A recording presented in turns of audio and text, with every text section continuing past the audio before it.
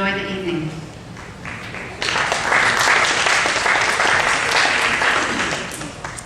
So I am overjoyed to be able to introduce Vincent Mina to you. The love that he and his family bring to growing food here on Maui is part of my cellular structure and probably part of yours, especially if you eat the beautiful sunflower sprouts that can be purchased at Down to Earth, at Mana Foods, and probably in many other outlets throughout Maui.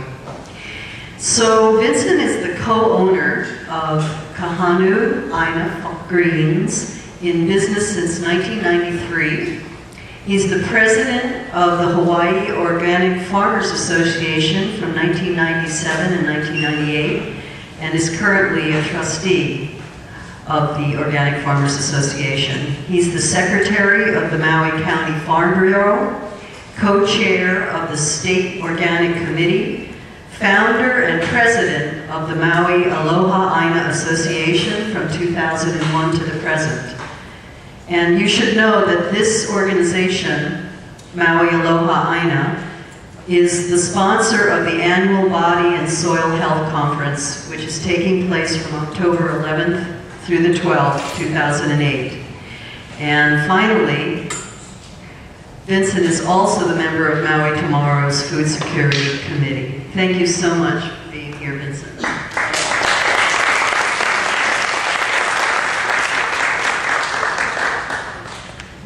You might need this. Oh, details. Aloha. Aloha. Wow, what a great group. This is wonderful. Wonderful. I'd like to acknowledge my wife over there, Irene. Irene, say hi to everyone.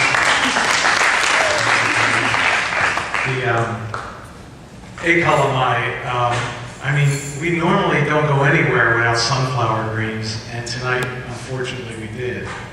So please excuse me. It was been kind of burning the candle both ends here. We have a big event that we're building that's happening tomorrow night called Be Aware, and I would encourage you all, if you can, be there to be there. Although we're going to have it here on the 25th of September.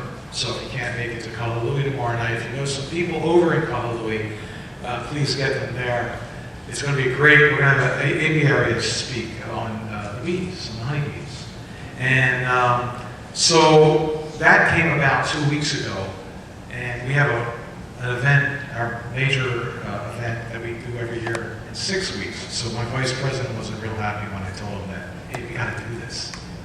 So please come. So my vice president will feel more at ease with the fact that it was worthwhile that we held this event. But it's really important to know what's going on with in our community right now. And the bees are the canaries in the mine, you know? And our environment has been so depleted that that's why I'm so happy to be able to talk tonight. So thanks to Mary and Phyllis and folks.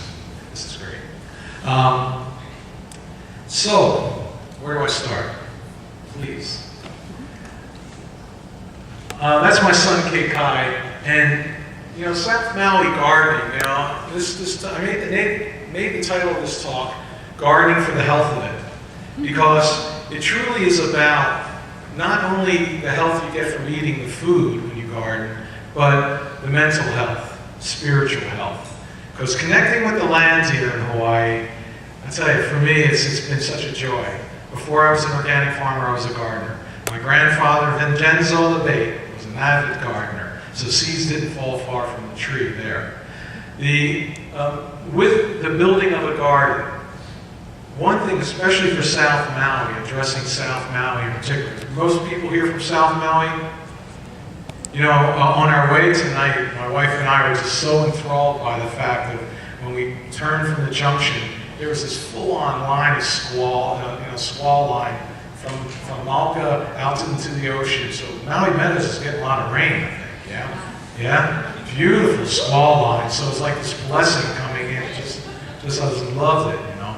So the whole idea with South Maui soils, you really have a great foundation in South Maui soils because you're looking at a lot of alluvial material, which is material that's eroded down from the mountain and settled in the Maui Meadows area.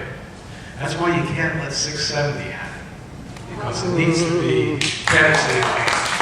It needs to be, that lands need to really be kept in the beautiful ecosystem that can be developed there, and is already there. So, with building of the soils, you're talking about building your humus. You ever notice in the forest, if you go back into Eau Valley and you peel away the leaves and such off the ground, you'll get this beautiful activity happening. And we can go to the next slide, please. That's another picture of some chips. This is basically accelerating what the forest does. You know, we can accelerate what nature takes a long time to do. And so what I do is I've been bringing chips into my property in Wailuku since 1981. Back then it was $10 a load. Sometimes it was for free because they just needed to unload them. Now it's like $100 a load. And I'm kind of bummed. I was telling everybody how wonderful it was because it kind of drove the price up. Next slide, please. Okay, so what we do at our house is we compost.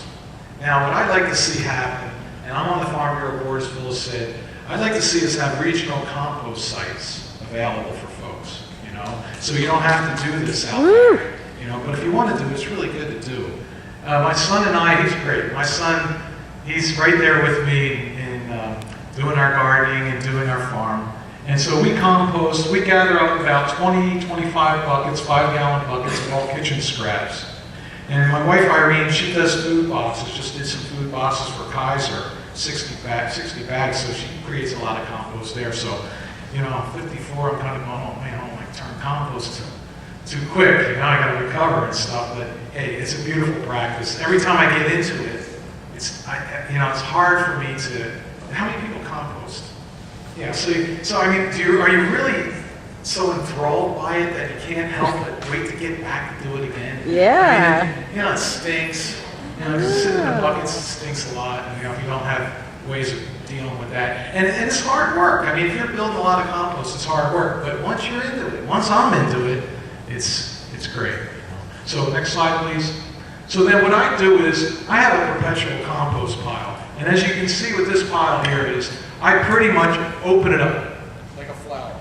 You know, like a flower. I open it up, and you can see some of this stuff isn't quite broken down completely. That's because I got back into it too soon. But that's okay, because some of it is. You know, some of it is screenable and usable. And there's plenty of microbes happening in this pile. You can see all the Actomycetes, all the whitish colored fungi that's going through there. And in having that, it's kind of like a starter. You know, you make sourdough breads. That's what it's kind of becomes. So what I do is I like to peel off the pile and open it up to where I have a trench in the middle. Next slide, please. And then I take our kitchen scraps. There's cake I dump in a bucket on there. Oh, it smells so good sometimes. And ripe. That's the smell we call it. We call it ripe. And what I did here was I laid down a bed of green manure. You know, I have a tree on the property from all the mulching I did. A monkey pie grew. And people are, what are you thinking of monkey pie there? It's because it's a biomass. I used the biomass. I just cut the branches before the tree gets too big. I keep cutting it back and use the biomass, the green waste, for my nitrogen, and then I'll use branches for my carbon.